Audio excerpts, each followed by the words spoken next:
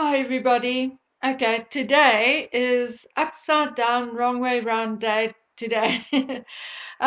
This is actually my second video and it was following on to my first video.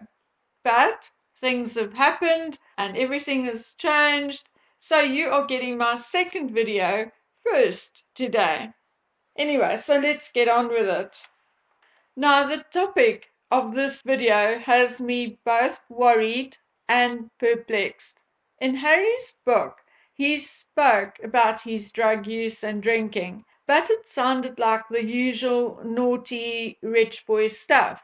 And although I've been suspecting for a while that he is still using drugs and knew he was smoking weed on a daily basis since arriving in California, I was indeed a little surprised by his confessions. I thought that maybe I and others are overreacting and that Harry will stick to recreational use because he wants to be cool. But apparently not. It appears from his own admission that Harry uses cocaine, other hallucinogenic drugs, and smokes weed a lot. But it does not stop there. He also takes some medications for depression and anxiety, and he drinks alcohol daily. I'm not saying he gets drunk daily, but he has a beer, a cider, or a glass of wine or two per day. Harry apparently also has a back problem, or so he tells everybody, for which he had been prescribed pain medications, which I also know he abuses, as his bodyguards are sometimes sent to procure some more of this pain medication when his prescription has run out. None of us need to be in the medical profession to know what a lethal combination this presents.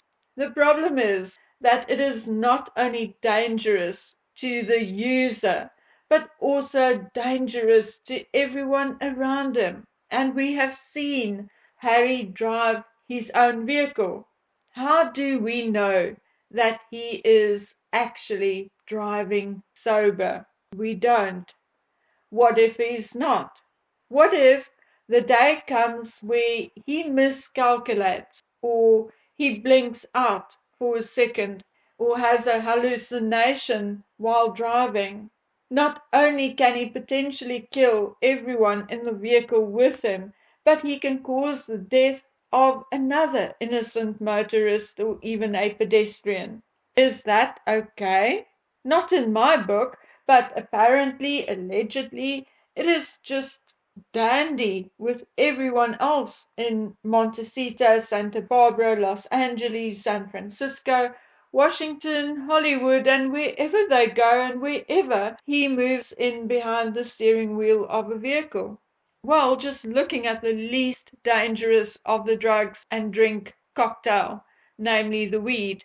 The short-term effects of marijuana or cannabis include feelings of relaxation and euphoria. But take a more potent dose or just on a different day, and you can experience anxiety, panic, mistrust, and fear. No matter how or what you feel, the fact remains that it alters your sensory perception, changes your perception of time. You experience mood changes, can have impaired body movement, impaired memory, increased heart rate, etc., etc.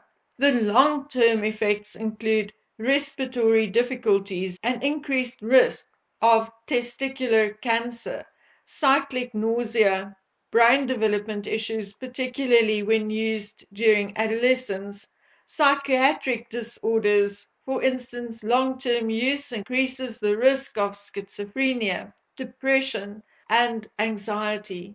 Not a pretty picture at all, no matter how cool anyone may think it is to smoke weed.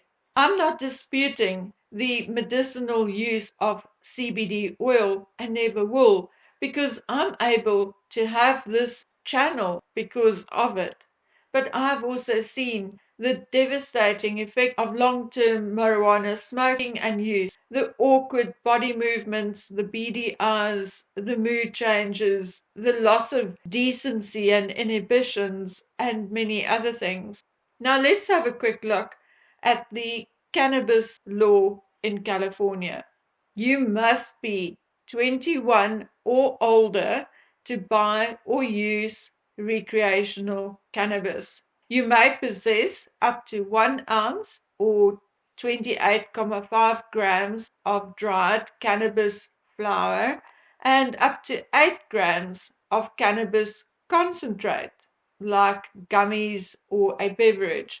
It is illegal to drive or ride a bike under the influence of cannabis. It is illegal to consume, smoke, or vape cannabis in public. It is illegal to use or even have it on you on federal land. It is illegal to take your cannabis across state lines, even if you are traveling to another state where cannabis is indeed legal.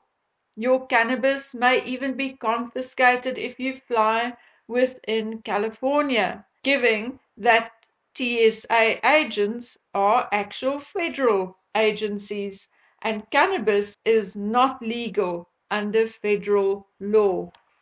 So now I'm asking you, how many times have Harry driven while under the influence of some substance, whether it's cannabis, alcohol, or something else? Once, twice, 3 times, more than 10 times? I don't know. But that is not all. There are 2 children under the age of 5 in that home. It does not matter whether there are nannies and security. Children still see this destructive and bad behavior of their parent. Children of addicts often have unmet developmental needs, have issues with attachment. There may be economic hardship at some point, legal problems, emotional distress, and sometimes these children are exposed to violence perpetrated in the home. So you want to tell me that it is totally 100% okay for Harry to go on television to list all the drugs he tried and is still using, and nothing is being done or said.